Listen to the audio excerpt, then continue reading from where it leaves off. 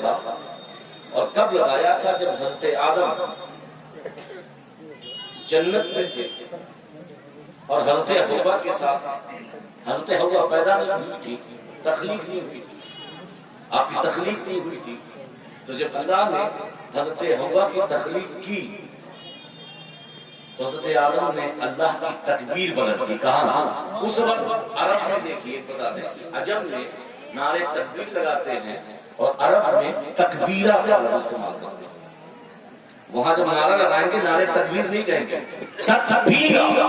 تو حضرت آدم نے تکبیرہ کا نعرہ بلند کیا، فرشتوں نے اس کے جواب میں اللہ اکبر کہا. تو پہلا نعرہ نعرے تکبیر کس نے لگایا؟ حضرت آدم نے لگایا. نعرے رسالت یہ جو نعرہ لگا ہے حضرت فاروق اعظم نے لگایا. حضرت فاروق اعظم نے لگایا کہ حضور ایمان لائے آپ ہی کی وجہ سے، اللہ کو مانا آپ کی وجہ سے، قرآن کو مانا آپ کی وجہ سے، سب کچھ مانا آپ کی وجہ سے. تو اگر اللہ کی کبریائی کا اعلان کرتے ہیں تو اس کے لیے ضروری ہے کہ آپ کی رسالت کا بھی اقرار کریں. تو حضرت الرسالہ عربی میں نعرہ لگتا ہے. اب یہاں نعرے رسالت لگاتے ہیں تو فاروق اعظم نے نعرے رسالت لگایا. اب آپ سوچیں گے کہ نعرہ حیدری کس سے لگایا؟ نعرے حیدری کس نے لگایا؟ تو آپ کو بتاؤ کہ نعرے حیدری، نعرے تکبیر تو آدم نے لگایا، نعرے رسالت تو عمر نے لگایا، مگر نعرے حیدری یعنی حیدر کو جو پکارا مصطفیٰ نے پکارا.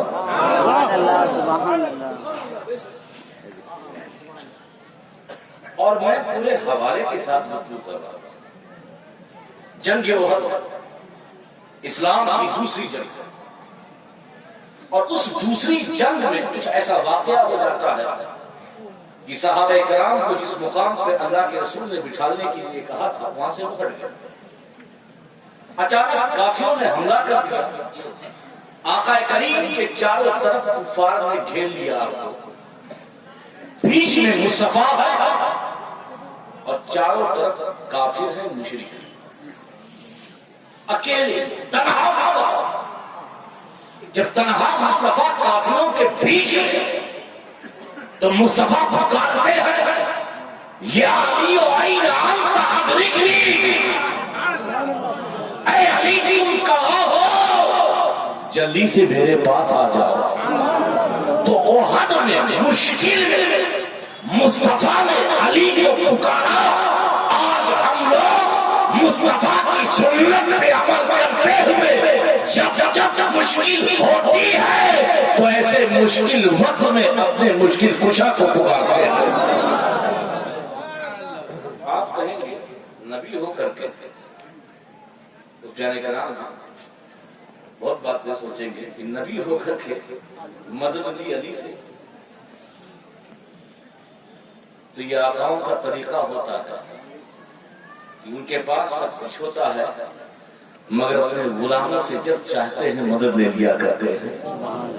اب توجہ دے ہوا کیا؟ حضرت علی آگے کہے علی تلوار. حضرت علی نے تلوار. دیکھیے بات کر رہے ہیں جیسے لگتا ہے کہ یہاں پہ بیل کی منڈی. ارے بھائی وہاں بات کر رہے آگے ہی آ جاؤ. تو حضرت علی نے تلوار. آپ یہ سوچیں گے کہ مصطفیٰ نے تلوار کیوں نہیں چلائی؟ جب نبی کے ہاتھ میں تلوار ہے تو نبی نے تلوار کیوں نہیں چلائی، علی کو کیوں دی؟ تو اس کا آسان جواب ہے کہ جب مصطفیٰ نے تلوار اس لیے نہیں چلائی کیونکہ اللہ نے آپ کو سارے عالم کے لیے رحمت بنا کر دیا.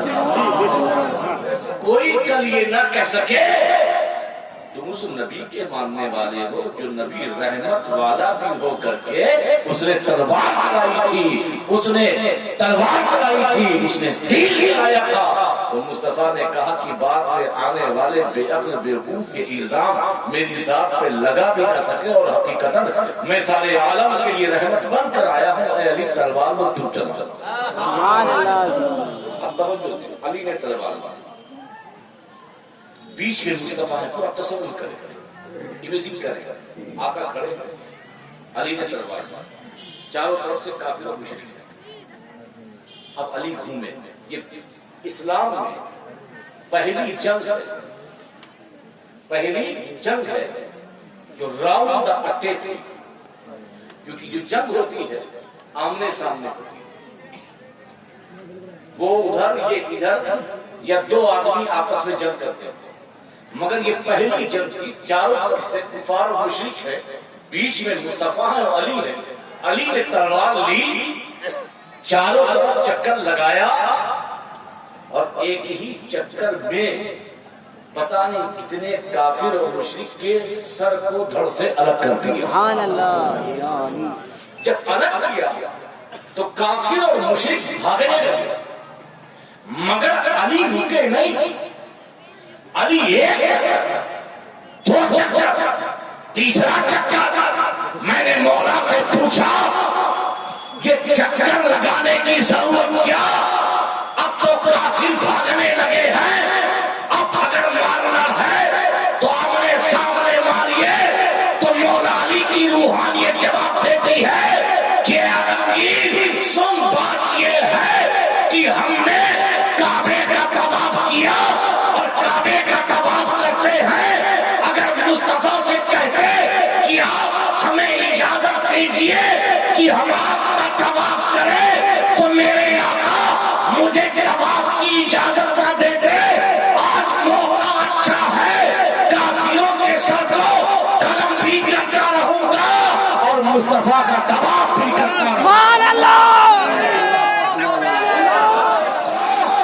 کعبہ ہے, مگر جو ذات سامنے ہے وہ کعبے کے بھی کعبہ.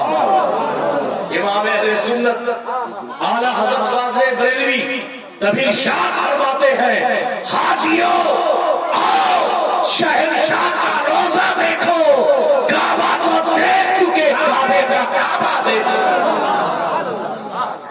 کیونکہ یہ ذات تو کعبے کا کعبہ ہے, کعبے کا طواف تو کرتے ہی رہتے ہیں. آج پہلی بار موقع ملا, آپ کی تلوار ملی تو آسمان سے حضرت جبریل, اور یہ بات مدارج النبوت میں حضرت شاہ عبدالحق محدث دہلوی نے لکھی, حضرت شاہ عبدالحق محدث دہلوی نے لکھی کہ جب تلوار ٹوٹی تو حضرت جبریل, اور بعض لوگوں نے میکائیل کہا اور بعض لوگوں نے کہا دونوں لے آئے آسمان سے ایک تلوار, اور اسی تلوار کو ذوالفقار حیدری کہتے ہیں. تلوار کی. اور آپ خانقاہوں میں ایک چیز اور سنتے ہیں, نادر علی مظہر العجائب تجدہ لکا فی الدوائی کل ہم و غم سینجلی بیاسمزک یا اللہ و بے نبوتک یا رسول اللہ و بے ولایتک یا علی و یا علی. تو یہ کسی صوفی کا اپنا عمل نہیں ہے, یا کسی مخدوم پاک یا خواجہ غریب نواز یا غوث اعظم نے اپنے مریدوں کو اپنے تئیں یہ وظیفہ نہیں دیا, بلکہ جنگ وحد میں حضرت شاہ عبدالحق محدث دہلوی لکھتے ہیں, مدارج النبوت میں لکھتے ہیں, جنگ وحد میں جب علی تلوار چلا رہے تھے تو دوران تلوار چلاتے وقت آسمان سے یہ آواز آ رہی تھی, نادے علی مظہر العجائب ہے تجدہ اون لکا فی النوائی. وہ علی ہے جو علم, جو حکمت اور جو ولایت کے دروازے میں جیت سکتا ہوں دنیا کو چند لمحے میں, میں جیت سکتا ہوں دنیا کو چند لمحے میں, بس ایک حیدر کرار کی ضرورت ہے. قطرہ سمجھتے ہو, چند بوند حضور کا انتقال ہو گیا, چند بوند غسل دیتے وقت جو نبی کے پلکوں پہ رہ گئی تھی, میں نے اسے چوس لیا. بولو سبحان اللہ. میں نے اسے چوس لیا, تب سے میرا علم اتنا ہو گیا کہ مجھے زمین پر گوگل میپ بتاتا ہے نا کہ آپ کا درکولا کدھر ہے، تو حضرت علی کہتے ہیں مجھے صرف زمین کے راستے ہی عیاں نہیں تھے بلکہ آسمانوں کے بھی راستے میرے سامنے عیاں ہیں۔ وہ مولا کائنات، ان سے محبت کیجیے، ان سے پیار کیجیے، بغیر حب علی مدعا نہیں ملتا، عبادتوں کا بھی ہرگز صلہ نہیں ملتا۔ خدا کے بندو سنو غور سے، خدا کی قسم جسے علی نہیں ملتے اسے خدا کا ایک بار درود پاک پڑھ لیں۔ بس ضرورت اس بات کی ہے کہ آپ توجہ سے سنیں، بیٹھے ہو ثواب بھی کماؤ اور باتوں کو بھی سنو، اور جس روش کو ہم اختیار کر رہے ہیں اسے بچو۔ میں علماء کے لیے بھی یہ بات کہہ رہا ہوں، کوہ صفا پہ کھڑے ہو کر اللہ کے رسول صلی اللہ علیہ وسلم نے 40 سال کی عمر میں اعلان نبوت، میں زیادہ لمبا واقعہ نہیں بیان، اللہ کے رسول نے کہا کہ میں اللہ کا پیغمبر ہوں، اللہ کا نبی ہوں، مجھے مانو۔ بہت سے لوگوں نے انکار کر دیا، بہت سے لوگ مگر ماننے والوں نے ایک بات کہا، اگر آپ پیغمبر ہیں، اگر آپ رسول ہیں، ہم انکار نہیں کرتے، مگر ہم نے اپنے باپ داداؤں سے، اپنے بزرگوں سے اور کتابوں سے یہ پڑھا کہ جو پیغمبر ہوتا ہے اس کے پاس کوئی نہ کوئی معجزہ ہوتا ہے۔ آپ اگر پیغمبر ہیں، آپ رسول ہیں، آپ نبی ہیں، جیسا آپ کا دعویٰ ہے، تو آپ ابھی کوئی نہ کوئی معجزہ دکھائیں۔ یہ پہلا معجزہ تھا جو آپ کی امت میں کلمہ پڑھنے سے پہلے اپنے نبی سے طلب کیا۔ اور کس سے معجزہ مانگ رہے ہیں؟ جس کی ذات سراپا معجزہ ہے، اس سے اس کی امتی کہہ رہے ہیں کہ آپ معجزہ دکھائیے۔ اس ذات سے معجزہ طلب کیا جا رہا ہے جس نے چاند کے 2 ٹکڑے کر دیے، اس ذات سے معجزہ طلب کیا جا رہا ہے جس نے کرکریوں سے کلمہ پڑھا دیا، اس ذات سے معجزہ طلب کیا جا رہا ہے جس نے اپنی انگشت سے چشمے جاری کر دیے، اس ذات سے معجزہ طلب کیا جا رہا ہے کہ جو گزرتا تھا تو بہت پہاڑ سلام کیا کرتا تھا، اس ذات سے معجزہ طلب کیا جا رہا ہے کہ جس کی بارگاہ میں درخت جل سمیت آ گئے، اس ذات سے معجزہ طلب کیا جا رہا ہے کہ جو اس نے ڈوبے ہوئے سورج کو پلٹا دیا۔ جب انہوں نے معجزہ طلب کیا تو جانتے ہو اللہ کے رسول نے کیا کہا، میری نبوت اور میری رسالت پر معجزہ طلب کرنے والوں، میرا سب سے بڑا معجزہ یہ ہے کہ جو میں نے تمہارے درمیان 40 سال زندگی گزاری ہے، یہ میری نبوت کا سب سے بڑا معجزہ ہے۔ میری نبوت کا سب سے بڑا معجزہ کیا؟ 40 سالہ زندگی۔ قرآن کی آیت فقط لبثتم فیکم عمرا من قبل افلا تعقلون، یہ جو 40 سال ہم نے تمہارے درمیان گزارے، کیا تمہیں پتہ نہیں، کیا تمہیں عقل نہیں؟ یہ نبی کی نبوت کی سب سے بڑی دلیل۔ اب سوال یہ پیدا ہوتا تھا، پوری توجہ یہ واقعہ بیان کرنے کا مقصد اس مدعے کی طرف اشارہ تھا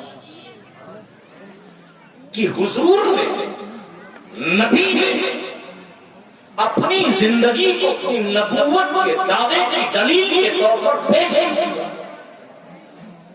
آپ چاہتے سورج نکلا تھا اسے ڈبو دیتے، آپ چاہتے درختوں کو حکم دیتا آپ کی بارگاہ میں آ جاتا، آپ چاہتے تو دن آزاد کر دیتے، آپ چاہتے کوئی اور کچھ نہ کچھ معجزہ دکھا دیتے، مگر مصطفیٰ نے جو معجزہ دکھایا اپنی زندگی کو پیش کیا، اپنی زندگی کی ایک ایک ورق، ایک ایک صفحہ، ایک ایک سطر کو پیش کیا۔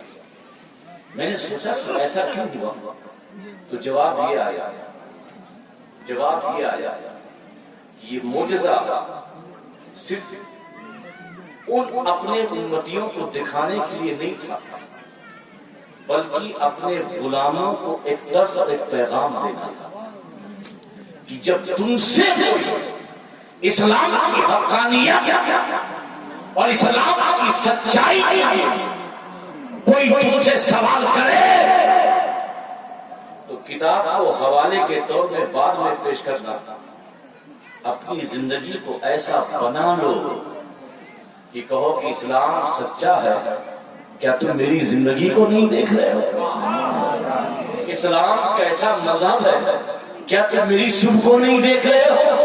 مصطفیٰ نے اپنی حیات ایک ایک ورق پر پیش کیا تاکہ میرے غلام اسلام کی سچائی کے لیے کتابوں کو حوالہ نہ بنائے بلکہ اپنی زندگی کو حوالہ بنائے، تاکہ غیر تمہاری زندگیوں کو دیکھ کر تمہارے مسلمان ہونے پر ہی ناز نہیں بلکہ اسلام کی حقانیت پر بھی ناز کرنے لگے۔